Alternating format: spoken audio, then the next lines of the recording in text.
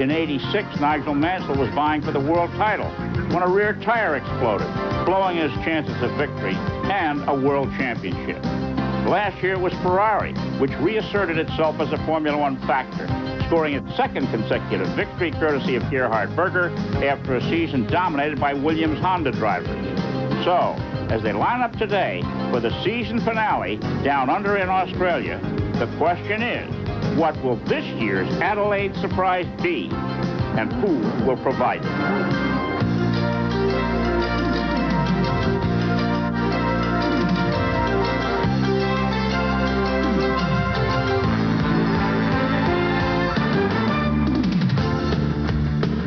The scenery in the Antipodes as much as it is on the other side of the world. Mountains, valleys, streams, a lot like parts of the American West. And at the foot of the Mount Lofty Range, in the state of South Australia, lies the Port of Adelaide, our locale for today's telecast.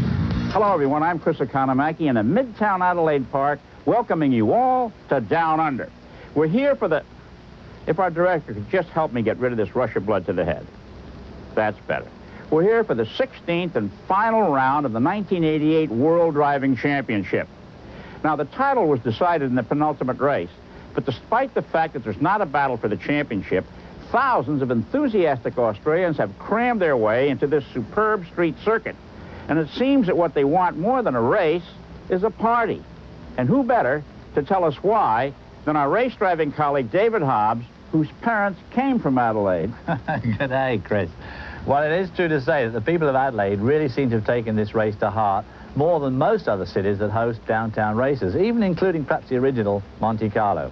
With hundreds of parties, functions, live entertainment from abroad, including people like Sting, the week has been one long party.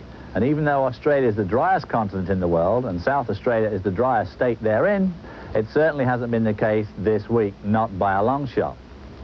That's not to say, however, that Australians are just party animals.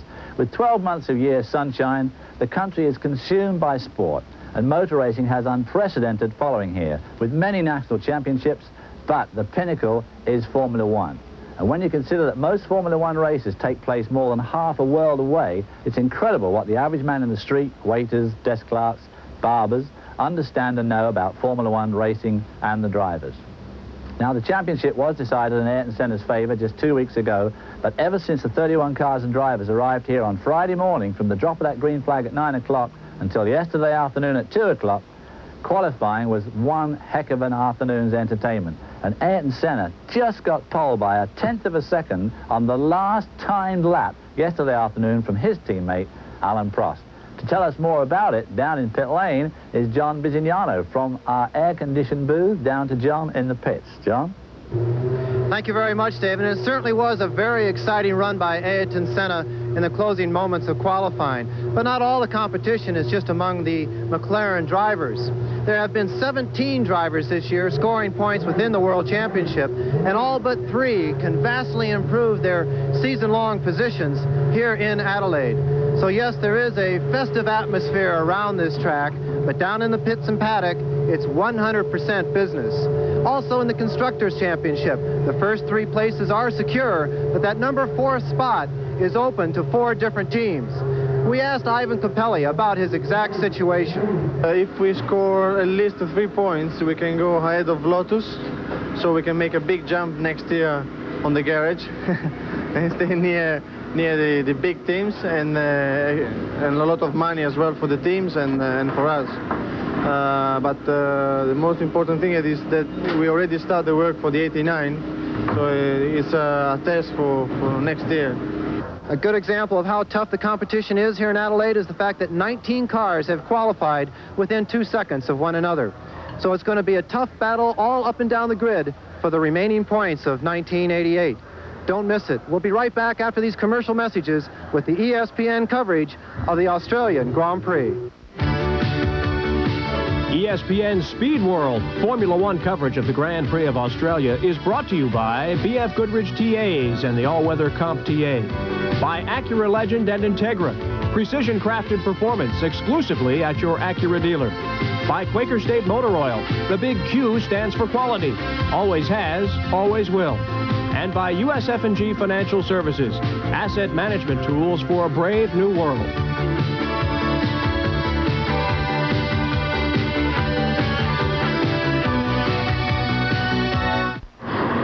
Veterans Day is called Remembrance Day here. In World War I, Australia sent thousands of its men to the conflict, all volunteer, and suffered huge losses. A downtown park display vividly commemorates these losses, while at the track Friday, activity was suspended at 11 a.m. as Last Post, Our Taps, was played. It's quite a circuit here in Adelaide. You'd never know it was a temporary circuit in a beautiful park right close to the heart of downtown Adelaide. And his views from the qualifying runs that were held Friday and Saturday. They were excited and hard-fought, particularly among the top drivers. Now, it's been traditional for ESPN announcers to make their selections as to who will win the race. David Hobbs, our colleague, how's it going to finish? Well, I think that Senna's going to win this one yet again. Alan Prost is going to follow him across the line. Thierry Boutsen's been looking good all weekend. I think he'll run third, the first Atmo engine. Berger showed a bit of form this morning in his turbocharged Ferrari for the last time. And then Nigel Mansell and Nelson Piquet, I think, just might pick up a point here. All right, down on pit road, our colleague John Bizignano. How do you see it today, John? Well, I have to agree with Mr. Hobbs that Ayrton Senna will be the victor here in Australia. Prost second, even though he was fastest in warm-up. Mansell, the normally aspirated Williams, will be third. Berger taking the red Ferrari home in fourth. Derek Warwick in the Arrows fifth, and picking up that last point will be Nannini in the Benetton, another normally aspirated car. All right, thank you, John. Well, I think Alain Prost is not going to let new world champion Ayrton Senna finish the season out with a win. I picked the Frenchman Prost to beat Senna today, with Nigel Mansell in third place, Thierry Boutsen in fourth, Gerhard Berger in fifth, and Alessandro Nannini in sixth place. And now, David Hobbs, this circuit here in Adelaide is truly an interesting one. It's got 15 turns, measures 2.348 miles to the lap. The second shortest circuit on the tour behind Monte Carlo. How tough is it? Well, as you said, Chris, it's one of the most magnificent temporary circuits we've seen. The average speed is up a little bit. Of course, the streets of Adelaide are very wide there. You see a good map of the circuit. The bit down towards us is really temporary. That's in the middle of the park. That's the horse race course, the green markings around it. And then it goes off into the streets of town, zigzagging away through there, making up those 15 turns. Of course, it's a bit of a turbo circuit, being point and squirt like most of these downtown circuits. They're using second and third gear a tremendous amount. They only use sixth once down that long straight on the right. Brabham straight today to Ketteville Terrace in normal life. That hairpin at the end, of course, takes them back into the park area. That's a very slow corner. Here we're coming down past the pit lane now. Going into turn one, which is a fourth gear, rapid left-right flick. Going under the bridge there, into that left-right flick, over the curbs. Up to fourth gear here, maybe fifth for some of the cars. This is Nakajima in the turbocharged Honda Lotus. Second gear here, probably hang on to second through that right-hander. Up into this left-hander, which is going to take him into Pirie Street, one of the main downtown streets. He now turns right onto Hutt Street and accelerates up here. The road here turns into a divided highway, and through this left-hander here, they've got the wrong camber because they are normally the traffic will be coming against us. And for the rain they have here from time to time, it runs off. Second gear again here as they turn onto Rundle Street. Quite a fast bit down here, up to fifth gear probably. Down to fourth, this quick right-hander. Not very many places you can pass on here. Now he's going down the Ketteville Terrace, which, as I say, is the Brabham Straight today. At the end of here, they're getting up to about 185 miles an hour in qualifying. There'll be some passing into this hairpin, which again is first or second gear for some of these cars as they turn into the park. Two left-hand flicks here. Up the fourth gear on the exit of this one. Now we've got some very fast right-hand sweep up into fifth gear, and there'll be a little bit of overtaking as we come into turn number 15, and this is the last turn right before the pits. That's also the pit entry there as Nakajima completes another qualifying lap. Okay, thank you, David. And with this being not only the final race of the year, but the end of the turbocharged formula, newly crowned world champion Ayrton Senna of Brazil has again won a pole position, his 13th of the year and 29th of his short but impressive career. He whipped his Marlboro McLaren Honda around at 108.75 miles an hour to gain the #1 starting position. His French teammate, Alain Prost, was only 132 one-thousandths of a second slower. Prost will attempt to increase his record win total to 35 today.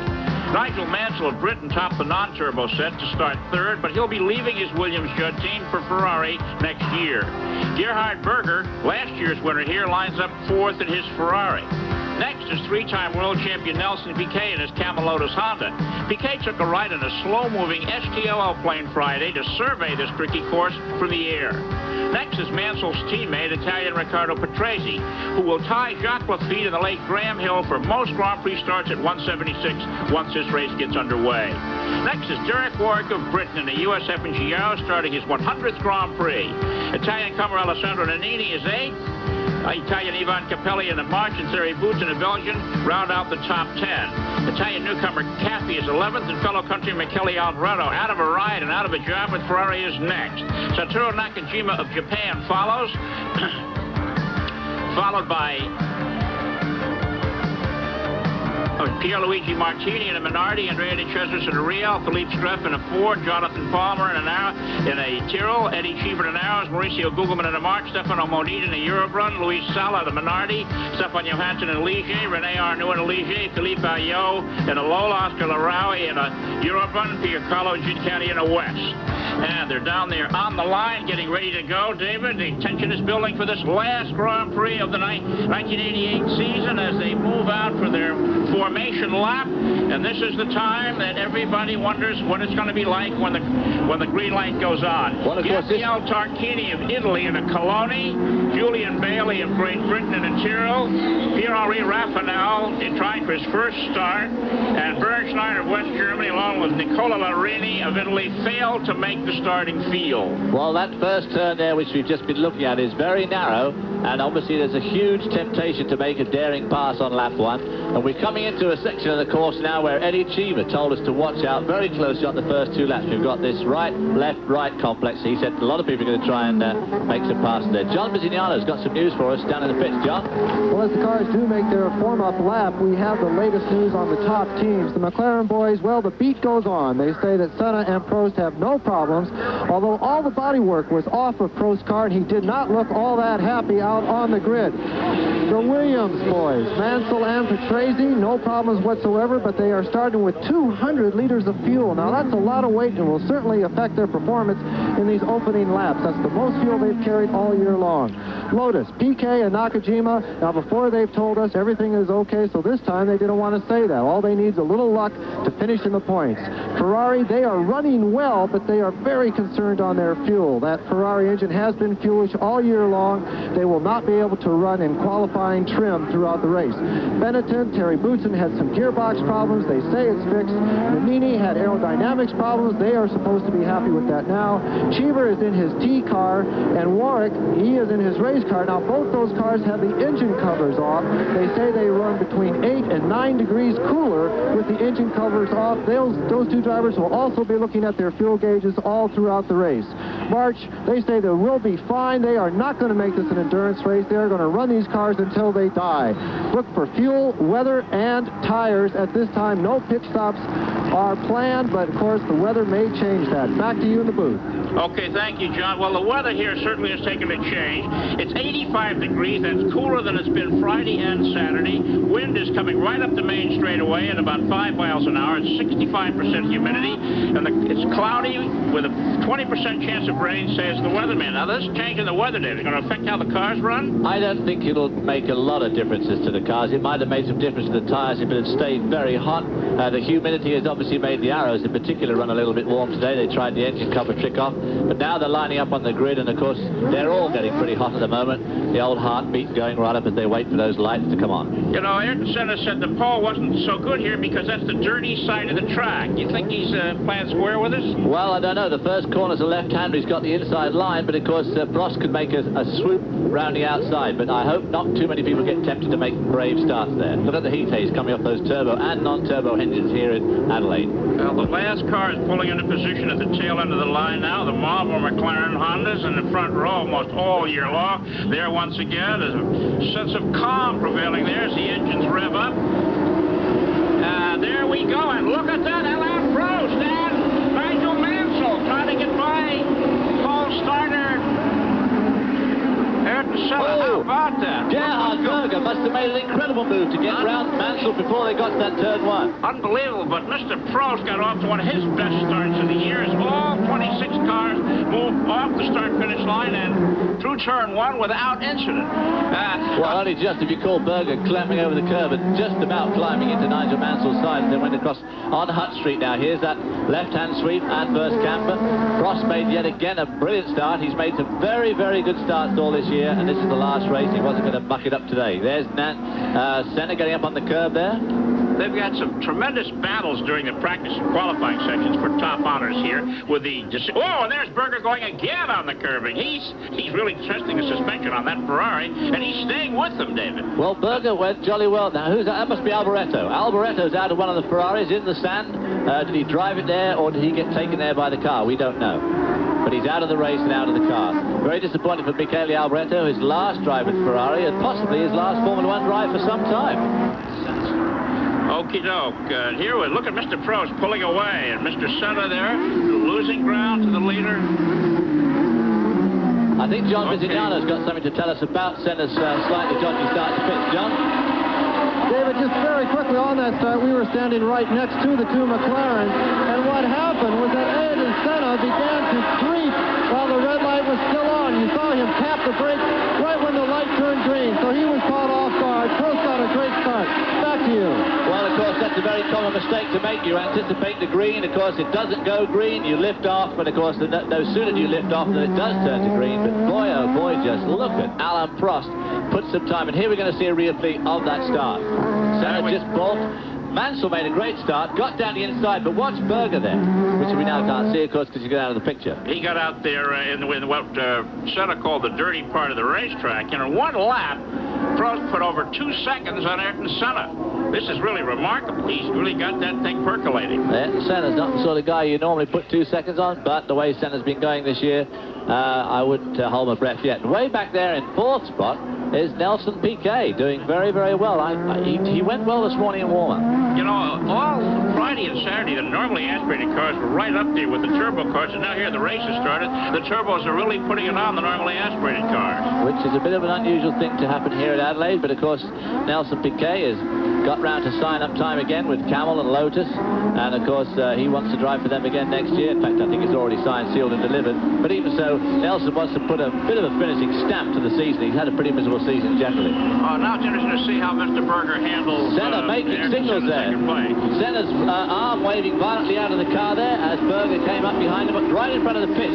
Senna trying to make some contact with his pits as Berger gives Senna a really hard time around the streets of Adelaide. This is surprising. They said that the Ferraris had the power and the handling quality to run this course well, but they're concerned about the fuel consumption before the day is out. We'll see what happens as this race unfolds.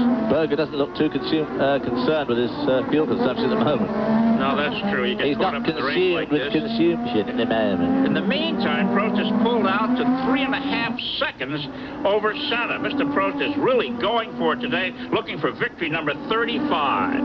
And we'll be back for the Australian Grand Prix after these messages from our sponsors. Berger moving inside second place. Ayrton Senna driving down into turn 1. How about that, David? Well, Senna wasn't going to give him room, but he absolutely had to as Berger forced his way past there, putting Senna right off the stroke and pulling away from Ayrton Senna. Ayrton Senna must have a problem with his car this afternoon here in Adelaide. In the meantime, Senna's 5.5 seconds to the good out in front. Mr. Berger had some bad news this week. People in Austria, his home country, must serve 1 year in the national service. And the government of Austria has told Berger that they don't care what he does for a living. He's got to put his year in and given him a deadline. And he may have to take next season off. And so he's trying to make his last race of 1988 really look like a good one. Which, of course, would be absolutely disastrous for a racing driver of his caliber and his standing. To lose a year in this incredibly competitive environment would be pretty nearly the kiss of death to his career, I would think. Well, there we can see the interval, 5.5 seconds between leader Alain Prost, the second place Gerhard Berger. Ayrton Senna's third, Nelson Piquet is fourth. Patrese has passed Mansell for fifth. The two Judd cars are the first free breathers. Those will be the cars we see racing next season. This is the last race, as we said before, for the turbocharged cars, and it'll sort of be sad to see these brutally powerful cars put on the shelf. It'll be very sad. It's been a great era the last 10 years. It started off in France with the Renault Turbo, but the people that really capitalized on it in the end were the Japanese with the Honda motors, first of all in the Williams, and now in the McLaren Hondas and the Lotuses. And here we see best lap. Berger now turning the fastest lap of the race early on at a 1:23 minutes, which is about 101 miles an hour. Fairly well off the pace as yet, but of course these cars are still loaded down with a lot of weight and fuel. Well, Berger has now knocked a second off the interval that has been established by Alain Prost. The spread between first and second now being 4.8 seconds. So Mr. Berger is on his way. Well, he wants to put on a good show, of course, or not that he has to. He's already signed for Ferrari for next year, and Prost is pretty safe with McLaren. But it's nice to see Nelson Piquet going so well. And Patrese, of course, is going to stay. He's running in fifth spot. He's staying with Williams next year, so he's doing a good job for his new employers next year. Well, that's true. It's tough for Michele Alboreto to finish up his year with Ferrari this way, out of the race so soon. And as I said, he's out of a ride, out of a job, and maybe out of the sport. No one seems to want the man. He's had an offer from one of the newer teams planned for next year that's going to have to pre-qualify. And we'll talk about that later. And Mr. Alboreto doesn't want to go through that exercise, it seems. No, he certainly would not. A man of his standing shouldn't be forced into a situation like that. But Grand Prix racing is the most competitive in the world, and there's only 26 spots to go for, and the 26 spots at the moment look to be pretty full for next year. It's going to be very tough for anybody that wants to break in there. Well, the leaders are in their fifth lap. This is an 82-lap contest. Standard Grand Prix distance of around 200 miles, and the crowd here is really huge. This race is something else in this great town of Adelaide in the state of South Australia. They're really gung-ho for the event. There we see the gap, 4.169 seconds between Berger and Prost on the last lap. So it is gradually coming down, but I certainly wouldn't be too worried if I was in Prost's boots. In fact, nothing seems to worry Prost too much.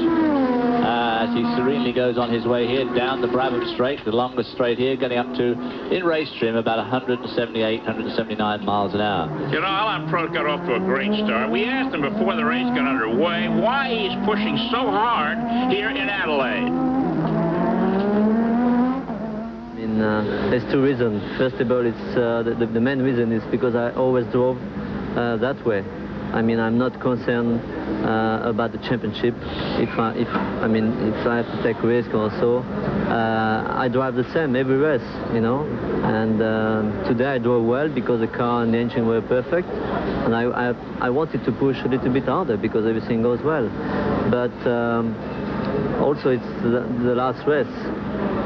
But I'm not, you know, mad about Ayrton being world champion. I want to beat him. I mean, it's the reason I am involved in Formula One is to win races. So I want to try to win this race. With the field for the 1988 Australian Grand Prix strung around this racetrack, it's Alain Prost for McLaren leading, Gerhard Berger for Ferrari, Ayrton Senna for McLaren third, Nelson Piquet for Lotus fourth, Riccardo Patrese and Nigel Mansell for Williams in the next two positions, and then Ivan Capelli for March, Alessandro Nannini for Benetton, Derek Warwick for Arrows, and Alex Campy for Dallara in the top 10 positions right now. Well, the gap between Berger and Prost is coming down, nearly just over half a second on that lap. He's now 3.5 seconds behind. There you see Senna about 4 or 5 seconds behind them. And right behind them is a very interesting battle for those next places between Piquet, Patrese, Mansell and Capelli, which unfortunately we're not seeing, but there's nothing we can do about that as we watch Berger sweep through the park here. Well, Berger was the winner here last year. He won the last two races of the 1987 season and knows this racetrack. And look at this. Look at the skid marks on the straightaway there where they all spun some wheels getting off the ground. Start. The most exciting wheel spinning of the weekend was a truck on Thursday. They had a racing turbocharged truck, and it did some wheelies on the pit straight. You've never seen smoke like it. It was like a destroyer in World War II. It was quite incredible to watch. Well, the interval now between leader Alain Prost here in car number 11 and Gerhard Berger in the red number 28 right there is 3.5 seconds. And Berger has again put up the fastest lap. Well, I think that Nigel Mansell, of course, is joining Berger next year in Ferrari, and I think that old Berger next year in the normally aspirated, when everybody's in the normally aspirated trim, Berger is undoubtedly one of the top 3 drivers in the world at the moment. And if he was in a McLaren, if he'd been in a McLaren Honda this year, Berger would have won a lot of races. Now, I'd be hard put to say that Ayrton Senna, even though he is definitely the man of the moment, is much quicker than Gerhard Berger. Gerhard Berger is an incredibly quick driver. Let me ask you something different. Ayrton Senna's back there in 3rd place now. You think there's something wrong with his car, or is he pacing himself? I don't think he'd pace himself that much. I'm sure that there's something just slightly amiss with his vehicle. What it is, I don't know, but even so, being even slightly amiss, he's still running in a pretty strong 3rd. Piquet doesn't seem to be making much ground on there. Piquet's about a little over 3 seconds behind Senna, but the interval now here is 3.3 seconds between leader Alain Prost and 2nd place Gerhard Berger, Senna 3rd, Piquet 4th, Patrese 5th. We'll be back for more of the 1988 Australian Grand Prix after these messages. Welcome back to Adelaide and the 1988 Australian Grand Prix. Chris Economaki with David Hobbs and John Bizignano.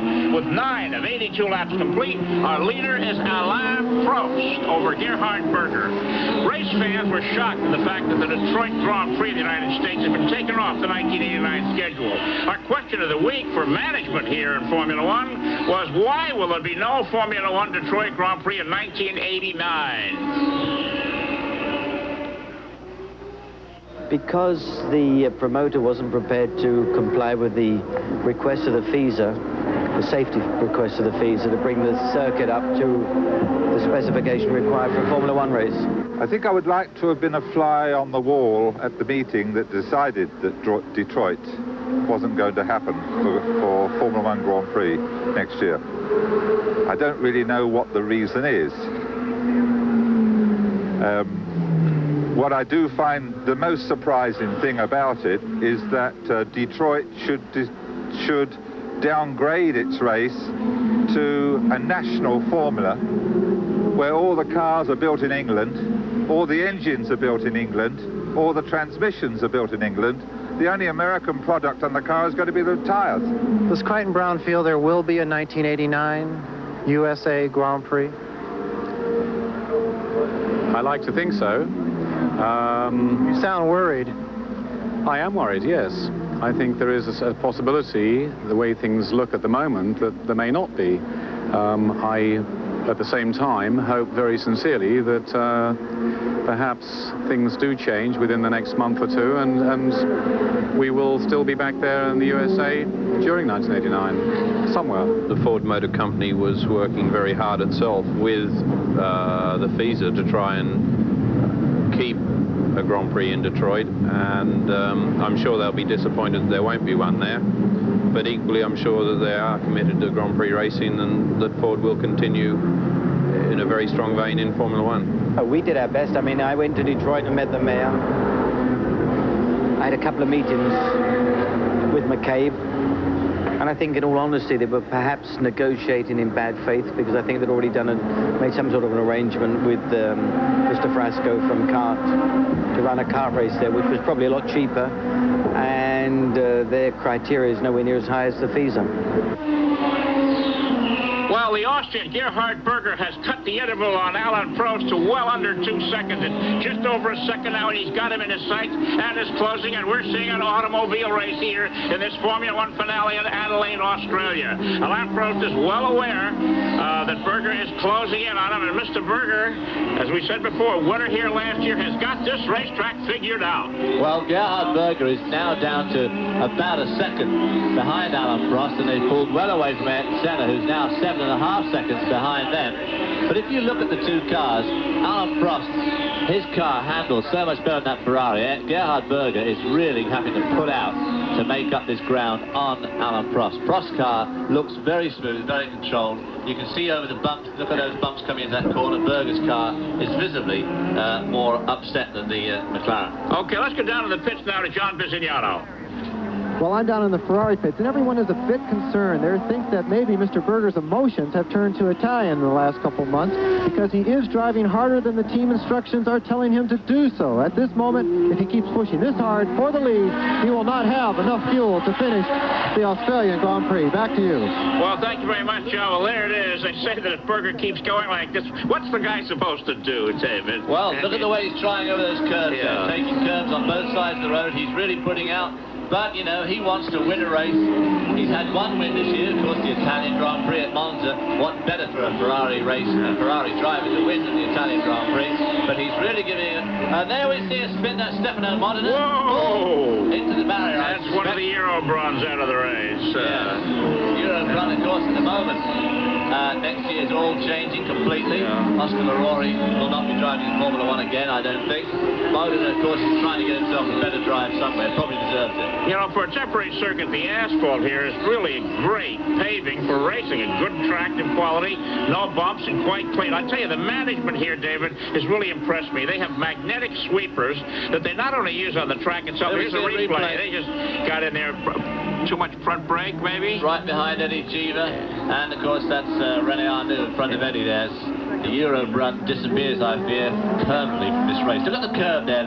Old Berger's using all the curve everywhere. She really tries to wind He may run out of suspension before he runs out of gas. Yeah, and old Al Prost, I don't know how cool. Now, there's one thing that Alan Prost won't do, and that is react to a challenge like this if he thinks he's going to run out of fuel. The laps that you see on those pit signs are the number of laps that remain in the race.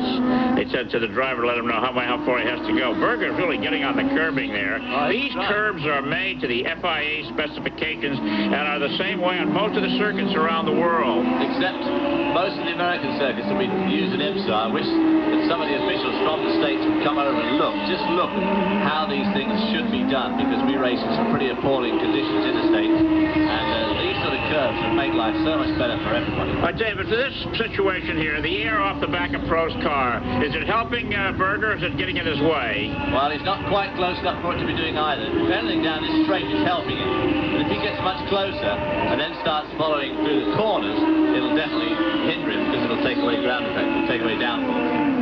Okay, down so here at this stage, is right there now. He's in a position to make a move, and make it he does on the inside. That's the second time he's squeezed by a McLaren on the inside. A lot cleaner than his pass of Ayrton Senna, and we've seen the McLarens put back to second and third place now. And Ferrari, once again, winner in Monza, out in front in this, the final Grand Prix of 1988. Gerhard Berger has taken the lead. Here it is again. There we see it again, and look how Alan Prost, I mean, he knows the guy's got the corner, and he makes no attempt at banging wheels. He just lifts off fractionally and doesn't lose anything like the amount of time coming out of the corner that Ayrton Senna did in the same circumstances. It almost looked like he let him by. He did let him by, yeah. He knew what he was. Once he was alongside him and got the corner. You think that they know the Ferrari's going to run out of fuel? Well, Alan Prost is very clever, you know. His little head is in there thinking that maybe you know he's going to run out of fuel. Okay, with Gerhard Berger, the new leader of the Australian Grand Prix, and Alan Prost move back to second, Ayrton Senna third. We'll be back for more of the exciting Australian Grand Prix after these words from our sponsor. Welcome back to Adelaide to the 1988 Australian Grand Prix. Chris Economaki with David Hobbs and John Visignano. With 15 of 82 laps complete, our leader is Gerhard Berger of Austria. Now let's have a replay of what happened here just a few moments ago. Coming out of a corner, David. There's Altieri Boutsen getting it all wrong for a change. Not like him at all. He flicks it round, selects first gear, and rejoins the race, having lost, what, 4 spots there? Okay, Top Rank Boxing, Tuesday, November 15th at 9 o'clock. 2 hours from the El Cortez Hotel in San Diego, California. The NABF Heavyweight Championship for 12 rounds, matching Orlin Norris, the champion of San Diego, California, 19-1, an 8 knockout record, versus Jesse Ferguson of Philadelphia, 16-4-1 with 11 knockouts. Tuesday at 9 o'clock live from the El Cortez Hotel. Well, that little spin just pushed Boutsen right back into 13th spot, so he won't be a happy man at all, and nor am I, because I chose him to come third in this race and I gave him strict instructions just a few moments ago that there was a lot resting on this, but he has not taken any notice at all as Berger sweeps away. Now got a 1.5 second lead on Alan Prost in this, his third, looking like he could be running for his second consecutive Australian Grand Prix win.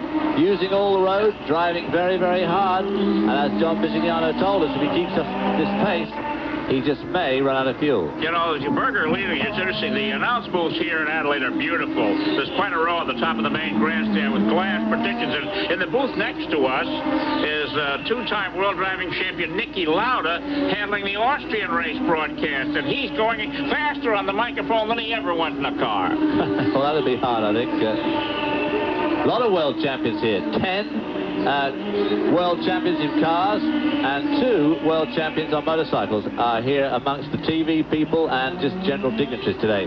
Oh, there's Jonathan Palmer out of the race. That's disappointing for him. His last race with Tyrrell this year, although I think he's going to drive for Tyrrell next year. And that'll be disappointing. There's we see Nelson Piquet being hard-pressed by Patrese. Riccardo Patrese did a good job today. I thought Nigel Mansell would be running right in the top 3 or 4 all day, but Patrese is really pulling away from him. You know, for a guy that's been racing for 11 seasons and has 176 Grand Prix starts, Patresi's record, unfortunately, is not that good. He has only 2 victories, one where he started Monte Carlo, and he's, you know, really trying to make a career for himself, and he should be at the end of it after 11 seasons. Well, yeah, I think that Riccardo Patrese has been extremely lucky to hang on to the Grand Prix drives that he has. Oh! There we see, that's Nannini in the other Benetton. Unbelievable. These Benetton seem to be having a lot of trouble with that particular corner. Well, that's apparently it's slippery out there. That's where the Eurobart car went off too, but Nannini stalled. Whoa, now he's driving up in front of his teammate. Oh. Nice. Now the yellow flag comes out. Oh, good. Well, I'm glad that at least they saw it when it happened. The marshal's there. He was oohing and eyeing before he waved the flag, I guess. That was a pretty impressive spin of Nannini there. That'll be disappointing for him because he was running in a pretty strong 8th spot, and I don't know where that'll put him now. Put him down to at least 11th, probably 11th or maybe 12th. Well, that should move Derek In fact, it'll put him down to 13th, right in front of his teammate. Right, can you believe that this racetrack is only about 8 blocks from the absolute heart of downtown Adelaide, Australia? You'd never know it. Well, that street that they all spinning onto is, in fact, Rundle Street, which is one of the main streets in Adelaide. I mean, it's just a few blocks from there is absolutely right in the middle of that main street. There's Nelson Piquet. He's got this place figured out. He's in 4th position, about 11 seconds behind Ayrton Senna. Senna's moving in now on Alain Prost. He's 4.5 seconds behind Prost, who in turn is 2.2 seconds behind leader Gerhard Berger. Here come this Piquet and the Lotus Honda, then the 2 Williams Judds. Yeah, well, Mansell, I don't know what happened to him. He made such a great start. But he must have got, well, he got pushed out by Berger at turn 1, and that may have, we didn't see, of course, he may have easily got passed by a couple more cars in the ensuing melee as they went round that first lap. But old Nelson Piquet is putting on the sort of show that we'd expect of the still current world champion. Of course, his mantle has now passed to Ayrton Senna, another Brazilian. But Piquet really hasn't had a very good year, but he's putting on a good race here. But look at old Senna now, moving in on his teammate Alain Prost. That's right. No, I'm sorry, that's the West, being about to be passed by Prost. And right at the top of the picture there is Ayrton Senna, who is making a little bit of ground on Prost. Prost is not letting Berger get away. This 2.2 second interval has been held now for several laps. If Prost wants to eat that up, I'm sure that in a few laps he could move in on him if he wants to. Well, like I said earlier, you only got to look at the 2 driving styles to realize that old Al Prost is only going to put a little bit more effort into it, and he could no doubt go quite a bit quicker than he's going at the moment and make up some of that ground. You know something, this Ferrari that's out front, it may well be because of the gasoline it's using. Egypt Petroli airlifted 7,000 liters of some sort of super gas for the Ferrari drivers here for this race. It's a new formula they're using. The gasoline burned in Formula 1 cars is really something else. It's more of a prescription than a fuel, and they keep tinkering with it to make it give more horsepower, and apparently they've really hit on a formula for the Ferraris now. Well, there we see Gerhard Berger turning through the park-like streets of Adelaide here, pulling away a little bit from Alain Prost. He's got a 2.5 second lead. There we see Rundle Street. He seems to be able to handle that corner okay. Alain Prost, of course, running close second. Behind him is Senna lying back a bit. It makes you wonder whether these McLaren guys are in fact waiting for Gerhard Berger to run out of gas, because they've got so much information fed to them from the pits. They probably know exactly what's happening. The next time around, Berger will make himself some money, David. In Formula One, they have a prize structure at the quarter mark, another prize structure at the halfway, and a third one at the three-quarter mark, in addition to the one at the end. So he will win the first place money for leading at the quarter mark. There's the signals they're giving him. That is Alain Prost's pit board, of course, with the French flag in the corner there, telling him how far behind Berger he was and how far in front of Senna, and laps to go. Well, they're on their 20th lap, and 2.5 seconds is the interval. And Gerhard Berger and his pursuer, Alain Prost. We'll be back for more after these. Welcome back to Adelaide in the 1988 Australian Grand Prix. Chris McConaughey with David Hobbs and John Visignano. With 21 of 82 laps complete, our leader is Gerhard Berger. We mentioned earlier that there'd be no Detroit Grand Prix next year. We said to the drivers, and there's no doubt that they would like to race in the United States. We all want to go in the States, but I would like personally have a good racetrack, even if it's in the city, just to show to the people that Formula One is the best in high technology and the very fast cars, and we don't deserve to run in the streets of Detroit. But we would like to go back to Detroit if they make a new track. I'm talking for myself, and all I can say is that I'm incredibly disappointed that we're not going back to Detroit. I'm somewhat surprised as well, because, you know, Detroit's the motor city of the world, and although, yes, Detroit is a bumpy circuit and that, I mean, I'd be quite happy to drive there, and what can I say, except I'm a little shocked. I think we need a race in the States, and I just hope, you know, if we're not going to go back to Detroit, that we can go somewhere else. It's a shame, because I like to be there to do the race there. But we didn't want to race on the old track circuit anymore, because it was not okay for Formula One. It was too dangerous, too bumpy, very bad quality of asphalt, so we didn't want to go there anymore. And I felt very happy when they announced that they would organize it in Belle Isle. And all of a sudden we heard that it was cancelled all over so shame for Formula One, shame for Detroit.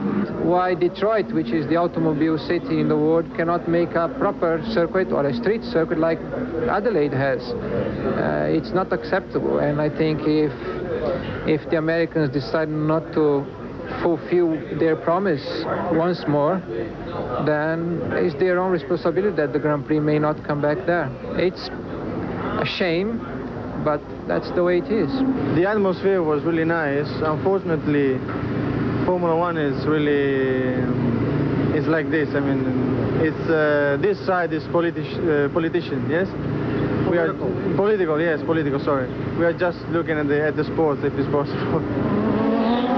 Well, Gerhard Berger has pulled out to 3.5 seconds over Alain Prost, with Ayrton Senna lying third, Nelson Piquet fourth, Ricardo Patrese fifth. Now, the unique situation here is that a McLaren is not leading. John Visignano in the pits. What's it like in the McLaren pits? These McLaren boys never cease to amaze me. I said earlier that everything is business down here in the pit and paddock, and that is very true in the McLaren pit, especially at this moment. When Alain Prost was leading, everyone was happy, smiling, moving around easily, and as soon as Berger went by, everything went right down the tubes for these boys. No smiles, everything very serious.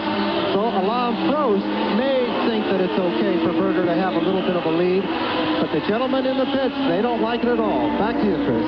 Well, it's more than a little bit of a lead, John. Berger is pulling away further and further from Alain Prost, trying to get a nice interval there so he can let up on the turbo boost and conserve his fuel. But this is a tremendous race for fourth spot going on between Nelson Piquet and his Lotus Honda and the two Williams cars. Patrese now leading Mansell, but Mansell's wound them in, and he's going to give his teammate Ricardo Patrese a pretty tough time. Ricardo Patrese going for 176 Grand Prix today, equaling the all-time record of Graham Hill and Jack Lafitte. But of course, he's only had 2 wins to their 6 and 14 wins, and of course 2 world championships in the case of Graham Hill.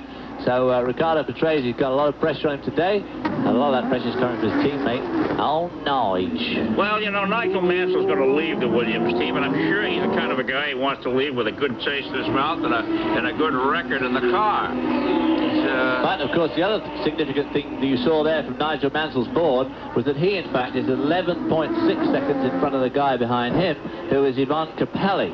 Ivan Capelli, who we've seen drive some great races in Portugal and Spain, not having such a good day here in Adelaide, with this group having pulled away a long way. The amazing thing about Formula One racing, a car-driver combination can just be world beaters on one track. You move to another country and they just can't get the racetrack figured out. There must be a heck of a race, in fact, going on behind them, for Boutsen, Warwick, Caffey, Streff and Nannini are all covered by... Less than 2 seconds. Yeah, right, less than 2 seconds. Right. But, of course, we're not seeing that. We're watching this one here, as Piquet is trying to stamp his authority on this little trio of people racing here for fourth spot. Here's Piquet. We're seeing a few bumps now. Piquet in fourth place, Patrese fifth, and Mansell sixth.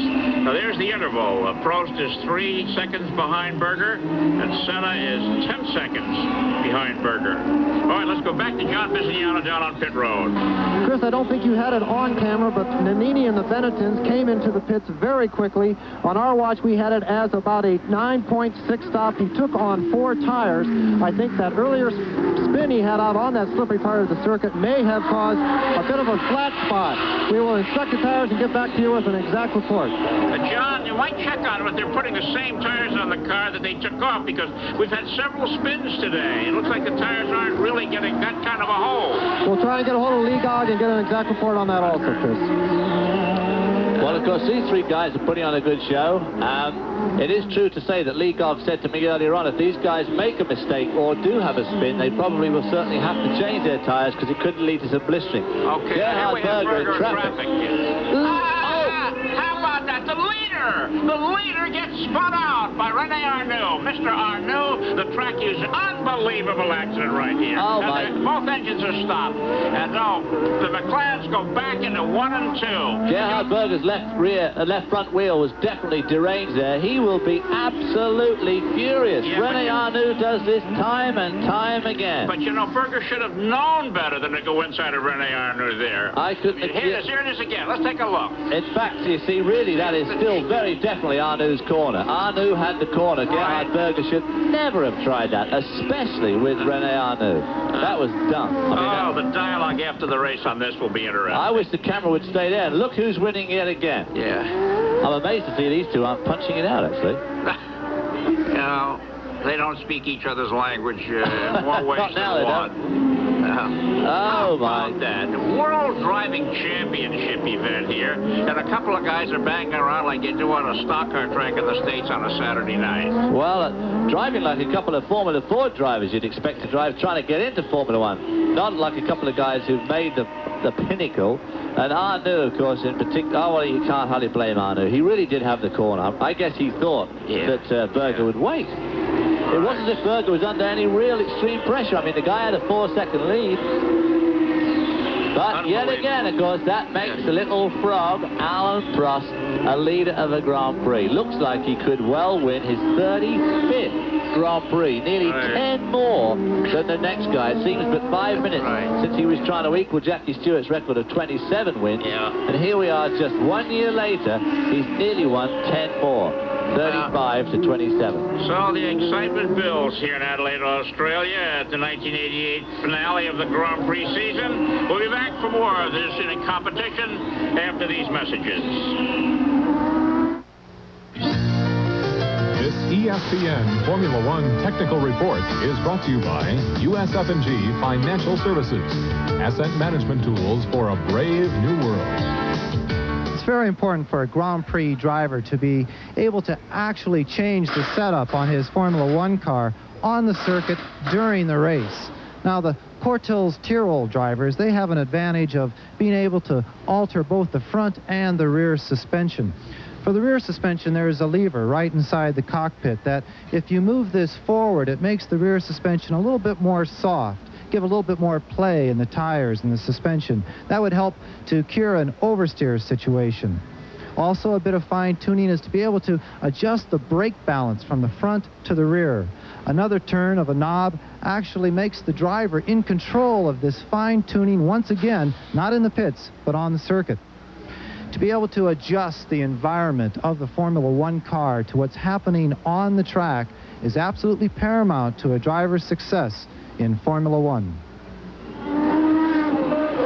Welcome back to Adelaide and the 1988 Australian Grand Prix. Chris Economaki with David Hobbs and John Visignano. With 28 of 82 laps complete, our leader is Alain Prost over his teammate Ayrton Senna. With Senna, we asked him before the start of the race if he was out to win this race. I'm going to try, of course, and I think providing we and Alain have two good cars with no unexpected problems, which can always happen, both on the chassis or engine side, we probably should have a very exciting race and a good fight to finish the season in a great style. I wonder if that mistake by Gerhard Berger is going to affect him when he goes in the Austrian Army. Do you think they'll give him a truck to drive?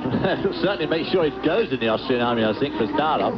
That was the most extraordinary thing for him to do. But, of course, he was rather given the Italian Grand Prix on a plate when Ayrton Senna made a terrible mistake of trying to rush down the inside of Jean-Louis Schlesser, and I guess now it's been repaid back. That's right. Let's go down to John Visignano on pit road. We are in a very sad Ferrari pit at the moment. Everything here has gone very quiet, and they are beginning to actually pack up for the last race of the 1988 season.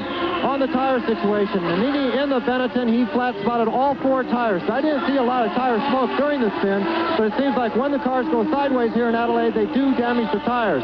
That's all he took on were 4 new tires, no other work done on the car, and they were of the exact same compound. Now again in the tire situation, both Lotus and McLaren are looking like they could be setting up for pit stops. So we'll keep a close eye on all the tires up and down this pit. Back to you, Chris. Thanks very much. You know, David, in the top 10 positions, there's only 4 turbo cars. The top 3 at Warwick, way down in 9th place. Getting back to the Ferraris, even though they were 4th and 12th in the lineup, they were the fastest on the high-speed section of the track here at 183 and 182.4 miles an hour.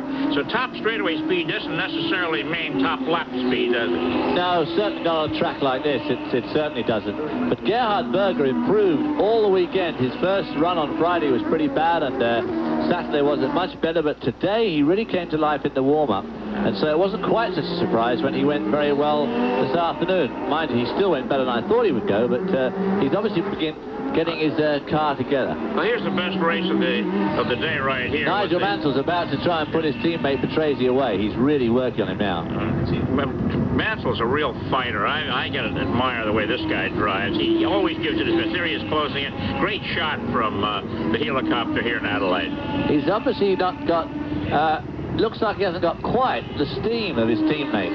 But look at the way they come out there. Nigel using that curb again. Yesterday in qualifying, he put in some demon laps and used that curb a lot. You got to have a lot of faith in the construction of your chassis to go running over those curbs that way, don't you? Well, these Formula 1 guys seem to think it's a necessary part of doing fast laps. And who are we to argue? There we see them coming into the park where the scene of the disaster between the Ferrari and René Arnoux, and Ginzani was there as well for a short period of time. They're staying right behind Piquet. The interval is unchanged, despite the fact that Piquet's car's got a turbocharged Honda engine. These Judd-powered Williams cars are hanging right in it. This Judd engine, I think, is going to be a factor next year while the non-turbo formula comes into effect. Well, I'm sure it will be, of course, because they've had a year of practice getting themselves tuned up, and I think anybody that's driven a non-turbo car successfully this year is going to have a slight advantage over the 4 turbo drivers, or the 3 turbo drivers, Berger and the 2 McLaren guys of Senna and Prost, because it's going to take them a couple of 3 races to really come to grips, I'm sure, with racing a non-turbo engine, which is very different to a turbo, different technique involved. Well, you know, an interesting battle here that we don't see is the fight for constructor points. The Lotus team and the Williams team are tied in constructors' points. And, of course, that's important. They're tied for 6th place in the constructor battles. Well, of course, now Piquet will score points, and so will both Patrese and Mansell, so they'll still go in tied, I think, if they finish like they are now. Of course, if one of those Williams gets around Piquet, it'll make a lot of difference to the constructors' points. With Nigel Mansell in 5th position, it's appropriate to reveal what he said before the start of the race about the Adelaide Street Circuit. Yeah, I mean, bearing in mind I haven't been here for 2 years because this time last year I was in hospital. Yeah, it's a lot quicker than I can remember, and it's a lot harder too, because it's very dusty. Obviously the climate here is very hot and sort of wind blows a bit, so you get a lot of dust on the circuit. But very exciting track to race on. Okay, with Alain Prost leading his teammate Ayrton Senna after 32 laps of competition by almost 5 seconds. It looks as though the McLarens are going to have a 1-2 finish in the 1988 Australian Grand Prix, barring any problems. Well, he's actually leading him by 6.3 seconds. And has obviously pulled out a bit of time in that last lap somewhere, because maybe Senna got held up in traffic. But as we saw before at Japan 2 weeks ago, Senna in traffic is like a knife through a hot knife through butter. PK has fallen 22 seconds behind Ayrton Senna. Plus 6.3, you see over Senna on his board. It's amazing how these intervals change from lap to lap. Now he's coming up, of course, to lap Nannini and Cheever, both of whom, of course, are struggling for their own race here. Nannini having made a pit stop. I'm sure it won't be quite as easy to get by them as you'd like. Exactly. They're not exactly slow pokes here. This is going to be interesting for Prost, and of course, here's a chance for Senna to close up. Oh, and Nannini makes it really easy. That's well good. Well done, Alessandro. Let's see if old Cheever does the same. Eddie Cheever, of course, sporting a new haircut this weekend, along with your commentator David Hobbs, if you could call them haircuts. Obviously, the motto is, if you're going to have your haircut, have it done in America. I see. Well, Mr. Cheever's happy these days. He was announced the other night as renewing his contract with Arrows for the 1989 season. So that driving combination is all set up. Look at this. Here's right behind Eddie Cheever is Alain Prost. Cheever waves it through there. You saw Cheever's hand as he went across. Yeah. There's the Dallara of Alex Caffey going very slowly, which is a shame. On Friday and Saturday morning, that car was absolutely incredible. He held second spot in the first morning car, though. The afternoon it wouldn't run. They kept fiddling with it and making it worse instead of better. Second place here for Senna, number 12, 6.3 seconds behind, and trying to hang in there with the McLaren Hondas. 1-2 again in this 16th and final race of the 1988 season. Stay tuned. We'll be back.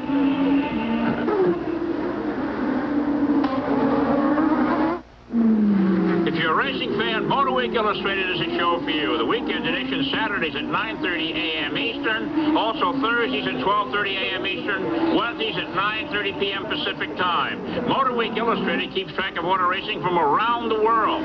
Every week, host Dave Despain presents highlights of the week's top Formula One, kart, NASCAR, and IMSA events. Plus profiles of the men behind the wheel, auto racing news and previews of the top weekend events. Okay, this is we got some really exciting of the world here. Let's take a look at what it means. The temporary Formula One circuit. It began many years ago in Monte Carlo before moving to the United States, Long Beach, Las Vegas, Detroit, Dallas, and now on to Adelaide in Australia. And it is here in Australia where a new standard of excellence has been set for the temporary circuit. The organizers have done a superb job installing a row of modern garages, one per car, grandstands seating 68,000, one of which stretches nearly a quarter of a mile. Track crossover bridges are each double two-lane affairs, one way in each direction. The three-story control tower could be from Erector Set 999, and the VIPs love the elevated entertainment suites, while team heads and race officials have their own offices, some even with landscaping. The area is dotted with fully plumbed restrooms, each with hot and cold running water. Souvenir and food stands are everywhere, and on hand to assist in control is a huge body of courteous volunteer workers, appropriately decked out in Aussie garb. And as soon as a checkered flag waves today, all this will start coming down to be put in storage for another year, returning historic Adelaide Race Park to its original form for 50 weeks a year, a grassy horse racing venue with its magnificent old gingerbread grandstand as centerpiece.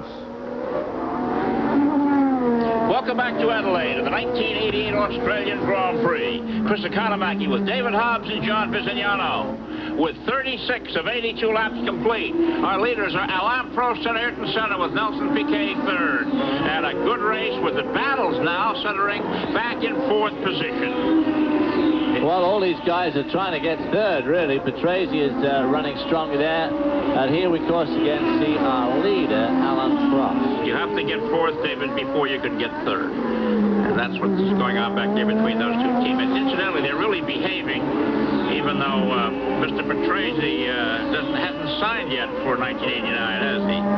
Yeah, Patrese signed for Williams for 89. And Knives, of course, is signed for Ferrari, so I guess he doesn't really care too much what he does this afternoon. This morning, Lotus announced that Nakajima will return to the team. They're going to take the $2 million that Honda's offering to give him a ride and be nice about it. But, yes, no Honda engines. Who's this we see here? That looks like one of the Minardis there. There's Alan Prost, who's just passed. That's the car of Stefan Johansson, being followed by Gugelmin, who's not doing very good here. I thought, oh, what's Senna doing there? It looks like he's wiping his visor. He's probably got some tear-off strips, so maybe he's having a visibility problem. That could be, you know, he started the race with a bad wrist. He took a week's vacation in the island of Bali, and he's playing some beach soccer, and he made a diving attempt to stop a goal and bent his hand back. And he's been here with his right wrist and is strapped up all weekend long, and he said it's really affecting his ability to drive. And I wonder if it's coming to a head here today, that this may be why he is doing as poorly as he is. It could be. And here we see that battle for third place yet again. Nelson Piquet third, fourth Patrese, and fifth Nigel Mansell. But all of them you could cover with a blank quet. And of course, I think really that if Patrese was to somehow get around Nelson Piquet, he might actually pull away a bit. No, Alain Prost just turned a 1:21.772 to get the fastest lap honors back. Now it's interesting because he's got quite a few fastest lap honors to his credit over time. He certainly has. Now he's coming to some traffic. He's passing that Minardi, or about to pass the Minardi, which of course is running back in wherever it's running, 16. We wonder what the local betting bureau is thinking of this race. It's the first Grand Prix where the National Wagering Agency, called TAB here, has encouraged betting on the competition. There's over 100 betting shops in the state of South Australia. They're all offering odds on the contest. We checked late last night. It was 8-5 on Senna. If you were... We couldn't get the morning line this morning. They had wagering on the pole position. You can bet, David, on the positions at 20 laps and the positions at 40 laps here. There's all sorts of those trick words that I hear so much about from betting men, like quinellas and trifectas and all sorts of stuff. None of which I understand the least a bit about. There's Alan Prost has put Derek Warwick a lap down. Derek Warwick running in 10th spot. So Prost has lapped everybody up to 10th now with just over half distance gone. Well, just under half distance gone. That's right. It's at 82 laps is the full distance here. 41 marks the halfway mark. And there'll be another prize payout at 41 laps. Formula One has a very interesting way of distributing its rich purses for each event. It has several purses. There's a payment to each car based on its standings. There's a payment to each car based on its last year's standings. There's a payment to each car based on where it qualifies. And then there's a payoff from the positions at the 1/4 mark, the half mark, the 3/4 mark, and the final. And the whole idea years ago was designed to give these car owners and drivers enough money to get to the next race. Okay, we'll be back for more of the 1988 Australian Grand Prix after these messages with Alain Prost leading Ayrton Senna. Stay tuned.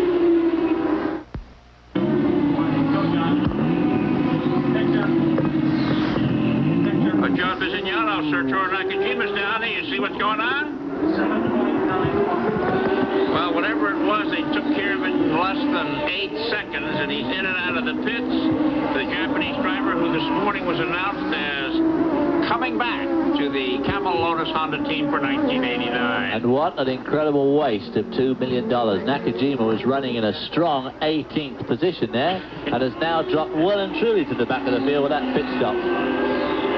And, when you think of the people in this world that could do with a couple of million quid to help them on their racing career, you could you could give 10 guys there a full season's worth of racing in Formula Atlantic or ARS or Formula 3000 instead of which is getting wasted on Nakajima. You have to learn how to bow and take paths, David. That's all. I guess so. Now that car there, the yellow car that's just pulled over and put his hand up, was in fact Stefano Modena, who you and I were absolutely convinced was out of this race earlier on when he disappeared behind that wall at great speed. Well, he must have reappeared somehow. All right, after 45 laps, the official top 10 were Alain Prost and Ayrton Senna. Nelson Piquet was third. Riccardo Patrese was fourth. Nigel Mansell fifth. Andrea de Cesare sixth. Ivan Capelli seventh. Terry Boutsen eighth. Philippe Streff ninth. And Derek Warwick 10th. Behind them, Pierluigi Martini, Stefan Johansson, Mauricio Gugelmin, Eddie Cheever, Alessandro Nannini, Stefano Modena, Philippe Alliot, and as you say, Nakajima in 18th, and Piercarlo Ginzani, and Luis Perez Sala making up the top 20. And Prost is just again whittled out the fastest lap of the race, 1:21.618. Now the track must be getting faster, Dave. Well, it gets faster as the day goes on as these guys put a bit of rubber down, and of course they lose a lot of weight. You know, you take out 150 litres of gas, and of course you lose a tremendous amount of weight, so they pick up speed. Oh, and there is Nakajima. Our hero is in the wall yet again. They have the money to fix the car. Unfortunately, we didn't have an in-car camera that time. Yeah, tough break. He's getting out of the car. He looks okay. He's got the nose piece damage. Now, I wonder if the handling of the car changed, David, after he came out of the pits. Whoa! One of the marches, and there's Nakajima on the other side. It was a little bit of a squirrely episode there. He jumps over. Two more cars. Could be cold tires, you think? Well, I think somebody spun in front of him, didn't they? But looked like it. It was one of the Minardis. It was probably Pierluigi Martini, actually. I wonder if they'll give us another show at that. Here it is here now. There. That's Gugelmin in front of him. Oh, here's a Minardi in front. That's the Minardi and Stefan Johansson, who'd already spun and stopped, causing Gugelmin to spin, and poor old Nakajima got caught up there, and with cold tires. He would have been in tough shape to try and avoid that. It was like that chain reaction thing I had on the Van Wyck Expressway in August. Yes, but slightly higher speed. Right. It wasn't raining either here. Let's go back down over the top 10. Alain Prost continues to lead by 11 seconds over Ayrton Senna. Piquet third, Patrese fourth, Mansell fifth, De Cesare sixth, Capelli seventh, Boutsen eighth, Streff ninth, and Warwick 10th. And then, of course, the next positions are now completely screwed up because it was 11th Martini, 12th Johansson, 13th Gugelmin, and 14th Cheever. But I think all those three middle ones have now gone, which must put Cheever up to 11th. Prost has lapped the 9th place man, and he's coming up to put a lap on Terry Boutsen. All right, the final round of the 1988 World Driving Championship here in Adelaide, Australia is in its 47th lap. Stay tuned. We'll be back for more. 5 seconds behind the two leaders, and in fact will become... Welcome back to Adelaide, the 1988 Australian Grand Prix. This is Chris Economaki, along with David Hobbs and John Visignano. With 62 of 82 laps completed, our leader is Alain Prost with almost 16 seconds over Ayrton Senna. The interval increases there. David, we just saw Ivan Capelli stop at the pits for tires. Other drivers have been going to the pits for tires. Might it be that tires are going to be a problem before this day ends? Well, it could be, but I think of all the people out there, the last guy to be a problem for, unfortunately, is old Alain Prost, because he seems to have an uncanny ability to do what we were talking about earlier on in setting his car up and driving accordingly to all the conditions. Capelli actually locked his front tires up and slid off at one of the corners, so he probably came in because he'd flat spotted them, and it was probably making the steering shake pretty badly. And as he was back in 7th or 8th spot anyway, he did. There's somebody else taking to the curbs in a big way. It's Philippe Alliot, I think. Philippe Alliot, again getting caught out of that corner of Rundle Street and De Quetteville Terrace. It must be very, very slippery there. Imagine somebody going to work on Tuesday morning, driving through that, saying, this is where all that excitement happened during the race Sunday. I don't know what all those guys are doing yesterday. Whoops. Exactly. Well, Yannick Dalmas, one of the Lola drivers, Philippe Alliot's teammate, missed the race here. He's sick back in France, unfortunately with Legionnaire's disease. He was replaced by Pierre-Henri Raffanel. Now there's lots of... Boy, that's dirt tracking it out of that corner. Oh, yeah, but those curves are absolutely desperate. Can you imagine what that's doing to the underside of that car? And, of course, the undersides of these cars is incredibly critical because it's where all the... race of the year, they're going to throw it away in a while. I'm going to throw it away this afternoon now. Let's go down to John Visignano on the pits. Very quickly, relative to Mr. Capelli coming in with that march, it was the right rear that was flat. So Ivan Capelli had a problem out on the circuit. He said that he did lock up the front, so when he came by us in the Penton Road, Ivan Capelli had a right rear very, very flat. So that was what actually brought him into the pit lane. Stand by, John, because Philippe Alliot has just given his car a good workout on the curb, and he may see him pretty soon. I think it's a dead cert you'll see him pretty soon. Philippe Alliot, one of those drivers who's probably pretty marginal to be at the skill levels to be in Formula One. He's crashed 2 or 3 times this weekend. The front page of today's paper here in Adelaide had a great full front page of him flying over the same curve. You know, Alliot has got some great pictures from Mexico. He's got a great one. That absolutely, yeah. He hit the wall in the worst crash of the year. The crash test of the century, and there's Nannini again, spun again. Nannini not having a good day at all. Not having a good day at all today, young Alessandro Nannini, who's put on some stirring drives during the 88 season, and I'm sure he's now looking for... Oh, Philip Streff just twisting around the back of the car there. That was a bit close to that Marshall. You know, these workers are all going to resign tomorrow morning, I think. They're coming too close. Well, of course, we have a lot of debt to be paid for guys like this. They're all volunteers, and they do a tremendous job. There's Nelson Piquet now got Stefan Johansson between himself and Nigel Mansell. A bit of a gap opened up between himself and Mansell in that car.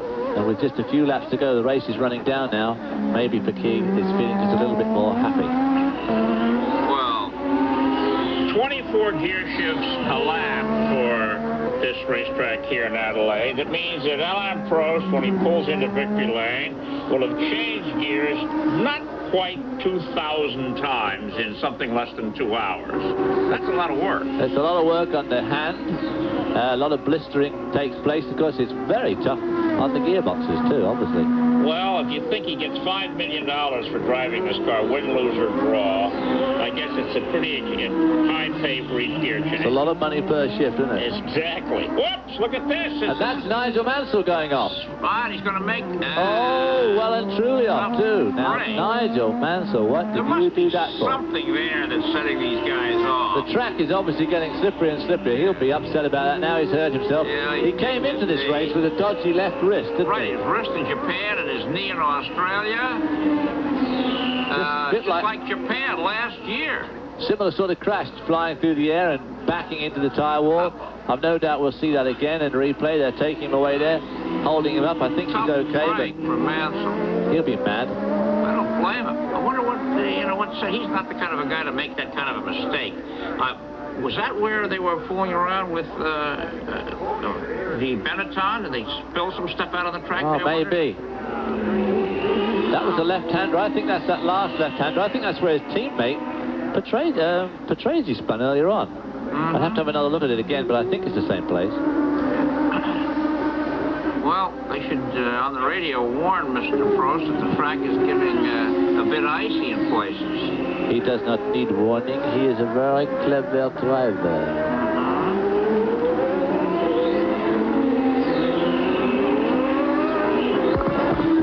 Okay, cut that corner very close, and now Alain Prost has lapped everyone except the fourth-place driver, Ricardo Patrese, and he's soon to do that. And he's got a 27-second lead on his teammate, Ayrton Senna. Who also has 28 seconds. 29.8 seconds now. Okay, with the race drawing closer to the finish, Alain Prost has a big lead. We'll be back for more of the Australian Grand Prix in a minute.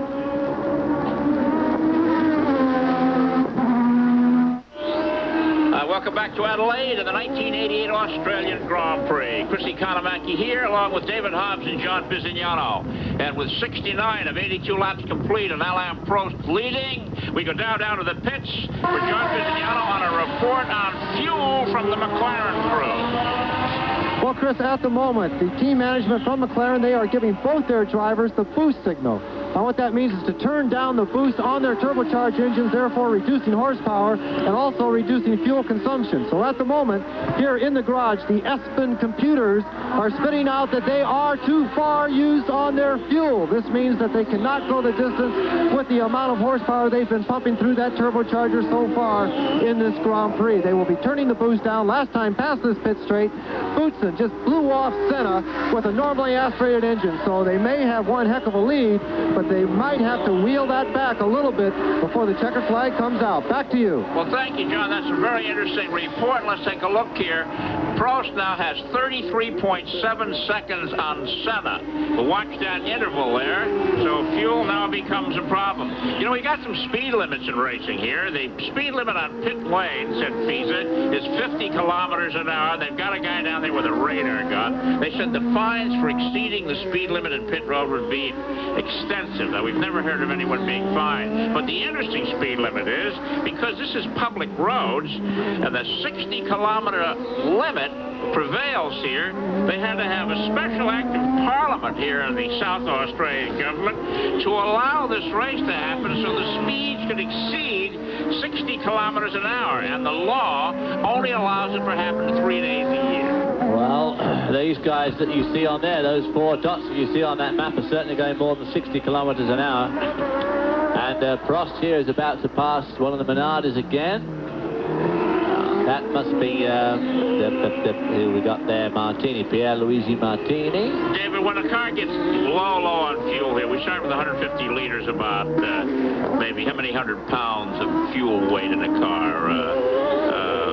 About 200 pounds. Right. Does the handling of the car improve? Well, it depends on the chassis setup. Usually, yeah, it does improve. The performance improves because you stop quicker and you brake quicker. I mean, so you accelerate quicker. But and the handling usually improves, but not always. I mean, I've driven many cars where they actually handle slightly better full of fuel than empty, but you know, your performance generally is down a bit because you're putting a lot more weight around. That's interesting. Okay, the relationship now was 33.3 seconds between Mr. Prost, the leader, and Mr. Senna in second place. I think Mr. Senna is more concerned about his fuel than Prost is. Well, I think he always has been. I mean, right from the drop of the flag, he's been driving a relatively conservative race. And I think that there's no doubt about it that these guys will turn back the boost at this stage because they've got a pretty big lead over Nelson Piquet, although he, in fact, in turn is whittling down that lead. He was about 25 seconds behind Senna at one stage. He's now only just under 18 seconds, so he, in fact, is making ground on Senna. But he, of course, also uses a Honda power unit, so there's no reason why he should have much better fuel consumption than McLaren's. In fact, rather the reverse. The Honda Lotus has generally this year produced poorer performance on fuel consumption than the McLaren Honda. Well, the Lotus is going to have a new car and a new engine for next year and a new sponsor, and Epson. Camel will be the prime sponsor again, but Epson will be a strong associate sponsor on that team. John Visignano, what's going on down there? Well, Chris, at the moment, it's beginning to sprinkle down here at one end of the pits. I don't know how it's up in the booth. I'm sure you can see some raindrops possibly on your window there, but we have clouds coming in. The wind has just dropped to nothing, and we are getting very light sprinkles down here in the pits. David, what's it like for a driver to be in a situation like this, maybe 10, 12 laps to go, and all of a sudden to be half the track wet and half the track dry? Oh, well, thank you, John. Absolutely ghastly is my answer to that. It's the worst situation that any driver can face. And the one guy who seems to be able to really handle that particularly well is, of course, Senna. He doesn't seem to mind a bit of drizzle, but very unpleasant. If it should rain at this late stage in this race, it'll make this racetrack, which is obviously slippery from the amount of spins and crashes we've seen, it'll make this racetrack just like an ice rink. But with a 32-second lead, he could almost stop for rain tires. Well, with only 10 laps to go, yeah. Stay in the lead. Would rain tires last 10 laps, David? Not in this condition. They'd be awfully slow, too, in the dry, which it really is. I mean, until it really gets wet, it's dry. But there we see Riccardo Patrese, who had a spin, got away with it, dropped from 4th to 5th behind his teammate Nigel Mansell, and Nigel Mansell went and had a spin, and he also was out. There we see Patrese. What's he doing now? Great shot, that ground shot. They're coming to turn one.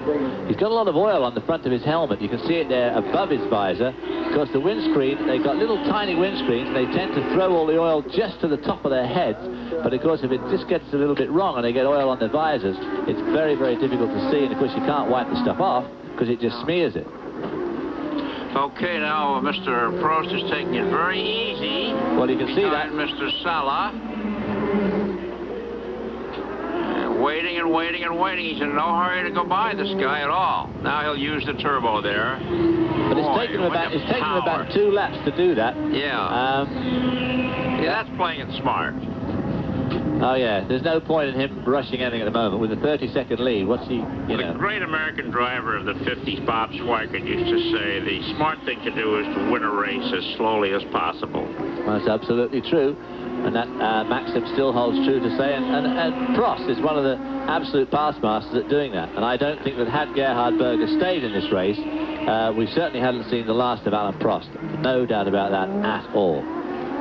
Well, he was closing on Patrese very fast, and now he's backed off, and Patrese is pulling away. And so it tells you that Mr. Prost has really slowed down his racing car in these closing laps of this Australian Grand Prix. There you see, plus 30.4 and plus 49 on his nearest competitors, and the laps to go at the bottom of the board there. Well, with less than 10 laps to go in the Australian Grand Prix, we'll be back for the exciting finish after these. Grand Prix in the closing moments. This is Chris Economaki, David Hobbs, and John Bizignano. With 8 laps to go in the race, it's Alain Prost leading Ayrton Senna, Nelson Piquet, Ricardo Patrese, Andrea De Cesaris, and Terry Boutsen. With Boutsen moving up on De Cesaris. The race is here. You see it on the screen now. There we see De Cesaris holding down that 5th place from Thierry Boutsen. Thierry Boutsen's had a bit of a checkered afternoon. He had that spin that we saw earlier on and made a great charge back through the field. He was at 18th position at one stage, and now he's come up to 6th. Ayrton Senna lying second and taking it easy. We asked him before the race if he's ever had a feeling as you did when you won the title in Japan.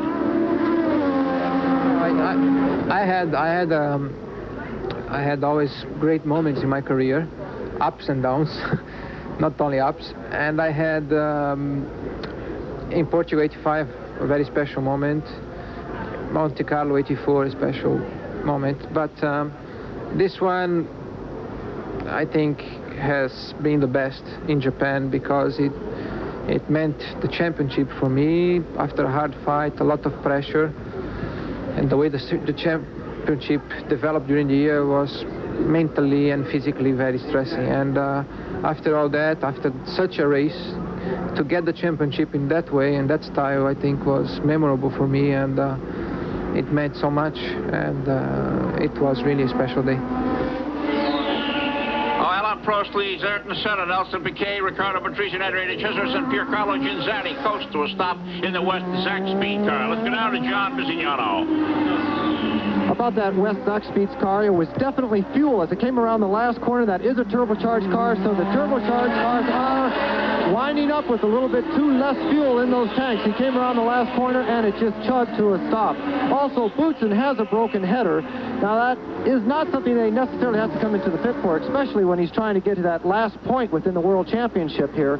But he has a broken header, and if it stays out there too long, that could end up in a drop valve or a burned piston. So Boutsen is in trouble out on the track, but that's where they're going to leave him. Back to you. Thank you very much, John. We're watching now with great anxiety whether or not the cars up front will have enough fuel to go the distance. Remember, this year they've been limited to 150 liters, down from 195 last year. 6 laps to go here. They burn off quite a bit of fuel each lap. About 8 pounds of fuel each time around the racetrack. Well, right now, Thierry Boutsen with that broken header, which of course not only could lead to breakage, but also will lead to definitely loss of power, is going to make life difficult for him as he tries to get around Andrea De Cesaris to get another point. He'll end up with 1 point in 6th, and if he can just scrape his way in a second, that'll give him 2 more points, which will make him certainly the best normally aspirated performance of the year. The point system in Formula One gives 9 points to the winner, 9, 6, 4, 3, 2, 1. Only the top 6 finishers get points. Now here, this is a battle now for 5th place. DeJesus in the blue, number 22, Riel is 5th. Boutsen in the green, Benetton is 6th. And it's an important moment for these drivers to get those points, because in many cases their income depends on how many points they've earned. Sometimes a point is worth $10,000 to the driver. So as you can see, Thierry is very anxious to get around Andre De Jesus, but De Jesus has put on a good show today. He really has, driving very, very well in this field. We haven't seen a lot of him, but he's gradually crept up through the field. There's been quite a few retirements, as always is at this Australian circuit. The most the number of finishes they've ever had here was 10. The worst they've ever had was 8. We're down to 12 this year. Actually, we're down to 11 this year already. So it looks like it could be a vintage year in Australia. No, I think we're down to 10, David, with Streff out of his car, Ginzani coasting to a stop. Bayo is the 10th place guy. And it looks like we've only really got 10 cars out on the racetrack, and here Boutsen now is breathing on De Jesus' backside. Okay. With Alain Prost now 32 seconds ahead of Ayrton Senna. We'll be back for the finish after these messages. ESPN Speed Week, Thursdays at 7:30 Eastern, 4:30 p.m. Pacific. Bob Jenkins and Larry Newber fill you in every Thursday evening on all the latest from the motorsports scene. We'll bring you the best motorsports report with highlights and features from every circuit. It's just one more reason why our racing coverage wins awards as the most comprehensive of its kind on television. ESPN, your driving force in auto racing coverage, and the gasoline is being used up. Andrea De Cesaris coasted to a stop. Stefan Johansson coasted to a stop. And there's still a couple of laps to go in this 1988 Australian Grand Prix. Well, that must have been terribly disappointing for both those drivers, because De Jesus and Johansson, of course, have just had a terrible year, especially Johansson, and that would have actually put him into 6th spot and would have given him 1 point, and as soon as De Jesus stopped, then he stopped. So that puts Boutsen now up to 5th. And Alain Prost drives serenely on his way. 8 cars running. John Bisignano, what's up in the pits? Well, I hope Terry Boutsen has enough fuel. The last time out of this very tight right-hander past the pits, his engine was chugging halfway down the straightaway. Also, both McLarens, they are now short shifting and slow shifting down this straightaway. So they're definitely in big trouble with their fuel. I have never seen them both short and slow shifting at the same time. Back to you. Thank you, John David. Short shifting. What's that? Well, short shifting just means shifting earlier. Say you've got yourself an 11,000 RPM rev range, and you shift at 10 to start with, then 9, and then... how much gas does that save? Well, it all saves quite a bit, because obviously revolutions per minute are what use gas most of all in engines, plus, of course, full throttle. So you just don't keep it on full throttle so long. You shift up earlier and give the engine a bit of a break. But they don't usually leave it this late in the race to try and save fuel. These guys save fuel from the drop of the flag or the turn of the light. Normally, it's unusual for them to suddenly panic at this late stage, because if you've used too much, you can never get it back. You can never save enough, you know, if you really have that fuel. Right, if you could use it, you've been extravagant about it. Oh, here we have Ayrton Senna, our 2nd place driver, 32 seconds behind leader Alain Prost, the new world driving champion, with 2 laps to go on this circuit here in Adelaide, Australia, that'll start to be taken down tomorrow and put away for another year. Okay. Well, it's going to be tough for Alain Prost to accept that he has lost the World Championship yet again by some minute margin, and also by some slightly odd rules. He lost the championship 2 years ago by half a point, by coming first in a race and getting 4.5 points, whereas if it had gone on for another couple of laps, he'd have been second, and they've got 6 for second.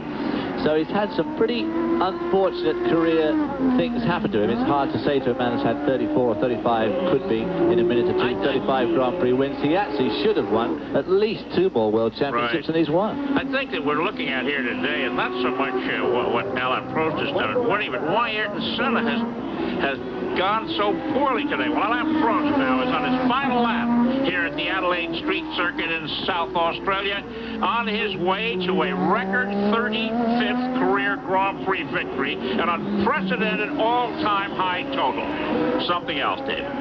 Absolutely, an all-time high total of wins and an all-time high total of points, too. I mean, the guy has got just that many points, you can't believe it. And Ayrton Senna's going to take a long time to catch up. Oh, that's true. Ayrton Senna there is now letting his car go a little bit slower out here. Let's see, where's our flagman? We've got a very athletic and energetic flagman down on the track. He's been jumping and bounding all weekend long. He's got a mustard-colored jacket. This is his big moment. His picture will be all over the world, flagging down Alain Prost as winner. We're watching him down there in a very light sort of mustard yellow covered jacket and hat. And here comes Alain Prost heading around the raceway. A few more turns. There's our flagman with a checkered bunny, typical of victory in motor racing for many, many years, about ready to wave the checkered gonfalon. Here he comes. There's Alain Prost winning the last of the turbocharged Grand Prix. Congratulations, Monsieur le Professeur. He knows he's won. And now let's see if Mr. Senna's car has enough fuel to get to the finish line. Be something if he couldn't get it around on the cool-off lap. 30-some seconds behind.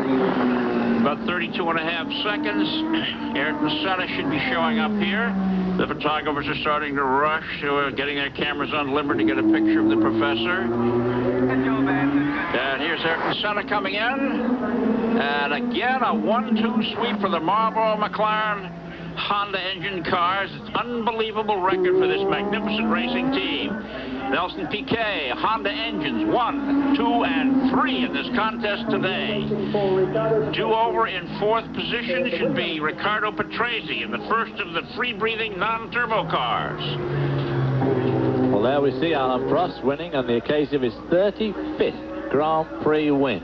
An absolutely astounding record, and it's going to take a long time for anybody else to ever equal that number of victories. That's very, very true. Okay, with the race winner now history in the person of Alain Prost, we'll be back for the wrap-up after these messages. Well done, Ricardo. Well done. It took Alain Prost 1 hour, 53 minutes, 14.676 seconds to win his 35th Grand Prix. Ayrton Senna officially 2nd, Nelson Piquet 3rd, Riccardo Patrese 4th, Terry Boutsen 5th, Ivan Capelli 6th, and Pierluigi Martini 7th. Only 7 cars running. The season ends with Ayrton Senna, the world driving champion, with 90 usable points, 91 actual. Alain Prost 2nd with 87 usable points, 105 actual. Gerhard Berger 3rd in the final tally with 41 points. Terry Boutsen 4th with 31. Michele Alboreto 5th with 24. Nelson Piquet 6th with 20. Derek Warwick tied with Alessandro Nannini and Ivan Capelli at 15 each. And Nigel Mansell 10th with 12 points. Okay, for your closing comments, David Hobbs. Well, I just think it's terribly disappointing that Alain Prost, with so many real points, should lose out on the slightly quaint scoring system, and I think they ought to change it a little bit. To only score 11 out of 15 is not enough. They should be at least 13 out of 15. Okay, John Bisignano, your thoughts? Well, there's another outstanding team, and that's the ESPN team for Formula One during 1988. We certainly have to thank our executive producer and the gentleman who coordinates all ESPN Motorsports, Terry Lingner, the man who led us to 14 Grand Prix in 1988, Jeff Hallis, and our indispensable associate producer, Doug Blackman, stage manager, Dan Knudsen, and our production coordinator, Carol Harvey. These people have worked very hard hours all year long to bring you the shows they have. Director of Fun and our expert coordinator, David Hobbs. Thank you. It's been a pleasure working with you. Chris Economaki, our host commentator. As always, Chris, it's been a pleasure. Don't be sad out there, fans. Next year, 1989, 14 races of 16 Grand Prix will be brought to you on ESPN. John Bisignano from the pits. Adios. Well, thank you very much, John. Well, to me, I'm a nuts and bolts guy. I want to wave bye-bye to the turbos, and I can't wait for 1989 when those sirens-sounding, normally aspirated cars come. We leave you with one thing. Prior to this final race, the three of us each wrote a letter home, giving our impressions of the 1988 season. We'd like to share them with you.